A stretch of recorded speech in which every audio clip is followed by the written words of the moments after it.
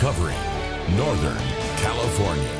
You're watching Action News Now, coverage you can count on. I'm Tony Aiello at the Vatican. New details about the plans to say goodbye to Pope Francis and how the public can pay respects. We have details on a pre-dawn fire that destroyed a home in Willows today. And a big day for Chico State as Governor Gavin Newsom is visiting the University Farm today. You're watching Action News Now at noon. New at noon, the governor and his wife, Jennifer Seibel, will deliver remarks at the University Farm as part of the state's Earth Day celebration. The couple will spotlight students' efforts to protect natural resources and promote environmental responsibility. They are touring the farm right now and will take part in a panel discussion about the university's Farm to School program. Action News Now reporter Alejandro Mejia is there and will bring us a full report on tonight's news. The Willows Fire Department is reporting a home that was destroyed in the area of Walnut and North Yolo Streets today. Firefighters arrived to find heavy fire and smoke coming from the structure, and they had assistance from several area volunteer fire departments. Now, I called the Willows Fire Department and they told me this was a vacant home. There were no injuries. As far as the cause, I asked if it was suspicious and they said it very well could be. They are still investigating. We have details on a dump truck crash we first told you about at noon yesterday. The CHP says a San Jose man was killed in that crash off Ponderosa Way near Forks of Antelope Creek. This is a remote area southwest of Paynes Creek. A CHP says the truck ran off the road and rolled down a steep embankment, ejecting the driver. Coworkers and passersby rushed to help but were unable to save him. Officers say the driver was not wearing his seatbelt. The crash remains under investigation. This is a live look from the Alert California Bloomer Lookout, and you can see pretty much blue skies as far as you can see. We're checking in with Sade pulling in for court today. Another warm one today, Sade?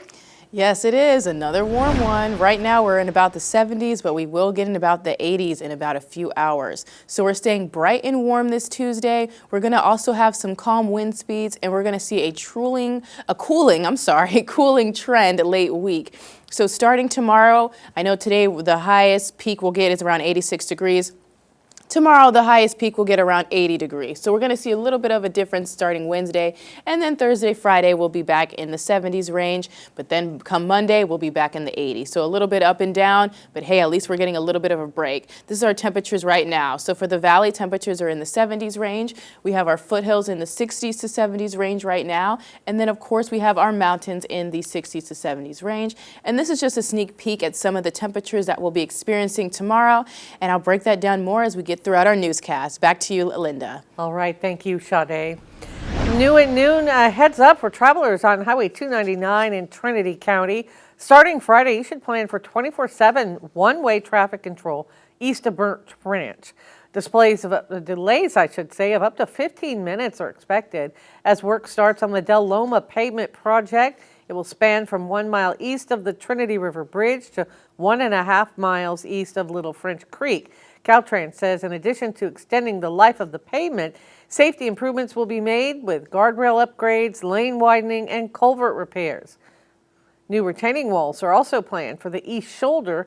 Now this work is expected to last through October. Butte County supervisors today will discuss plans for the new scale house improvement project at the Neal Road Recycling and Waste Facility. Public Works has entered into an emergency contract with Slater & Sutton Construction for more than $453,000. The project will increase public safety by adding more scales, also lengthening the driveway to reduce traffic congestion caused by increased activity from park fire debris removal. Also today, the Reading Planning Commission will hear a presentation on proposed updates to the city's short-term rentals ordinance. The amendments are intended to clarify the intent of existing regulations and to allow short-term rentals in apartment units and duplex units within the downtown mixed-use district. The city's planning director said it will enhance the variety of lodging choices available to travelers downtown. The meeting starts at 4 o'clock at the council chambers on Cypress Avenue. Preparations are underway for the funeral of Pope Francis as leaders of the Catholic Church begin gathering to decide the future of the papacy. The Vatican announced this morning a solemn service for the Holy Father will take place this Saturday in St. Peter's Square. Thousands are expected to attend. Tony Aiello reports from Rome. Catholic cardinals are gathering at the Vatican to finalize plans to honor Pope Francis and eventually choose his successor.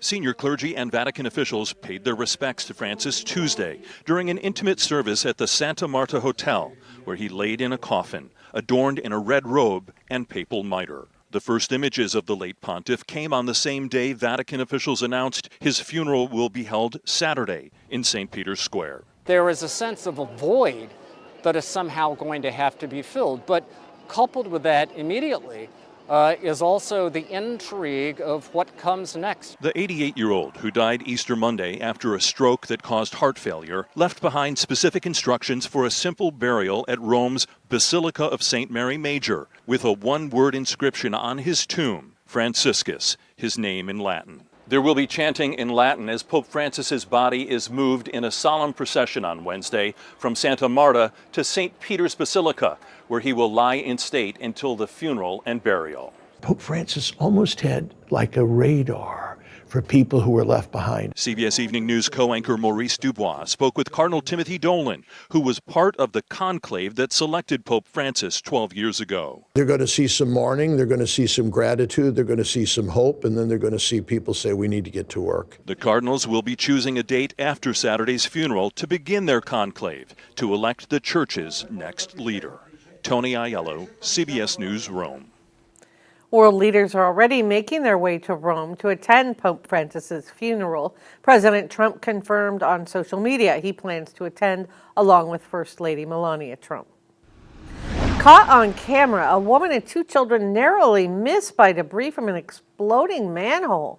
You could see the woman was pushing a stroller, holding her child's hand. They passed the manhole and then it suddenly exploded. Thankfully, no one was hurt. Now, this happened Saturday in Poughkeepsie, New York. Not only did the manhole explode, another one a half block away also exploded. Officials say they found high levels of carbon monoxide in a number of buildings, which were evacuated until the gas levels could be mitigated. Shasta County search and rescue teams took part in an Easter weekend training session on a 100-acre ranch. The horse, dog, jeep, ground, and mountaineering teams worked on all types of life-saving exercises, including over-the-edge recovery, using jeeps as the anchor system, while other teams set up ropes and managed vortex equipment and navigated a steep hillside. The day wrapped up with a team-building session and barbecue. Nature's lawnmowers will be grazing at the Whiskeytown National Recreation Area this week. The goats will munch their way through unwanted vegetation to help with fire prevention. They'll be grazing around the Visitor Center, headquarters, the Whiskeytown Environmental School, and Tower House Historic District. The goats will be fenced in and guarded by a working dog. You are welcome to watch, but asked not to go near the electric fences or disturb the dogs. Still ahead, a guest joins us with details about an upcoming music festival in Chico. It's for a good cause, and you won't want to miss it.